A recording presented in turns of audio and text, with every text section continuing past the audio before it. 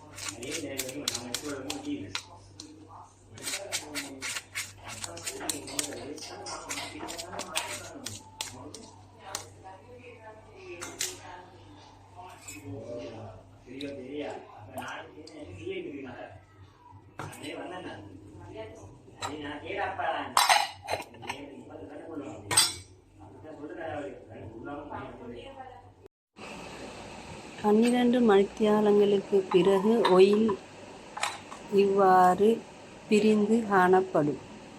அந்த ஆயிலை நாம் ஒரு வடியில் போட்டு வடித்து எடுத்துக்கொள்ள வேண்டும். இவ்வாறு ஒரு ஸ்பூனால் எடுத்து வடித்துவிடவும் முடியும். கூல் ப்ராசஸ் மெத்தடில் இவ்வாறு தான் வீட்டில் கோகோனட் ஆயில் செய்வது. இது ஒரு இலகுவான முறை. எந்த கஷ்டமும் இல்லாமல் எனக்கு வீட்டிலேயே இவ்வாறு கோகோனட் ஆயில் செய்து கொள்ள முடியும்.